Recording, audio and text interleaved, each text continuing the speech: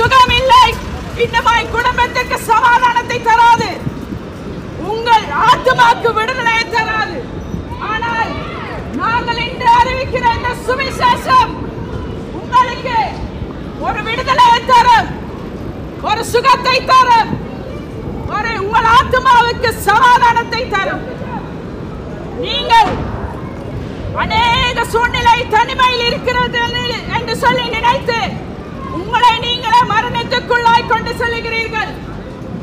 அப்படிப்பட்ட சூழ்நிலையில் இருக்கிற சகோதரிகளே, தாய்மாரே, வாலிபர்களே, நண்பர்களே, அன்பான சகோதர அண்ணன்மாரே,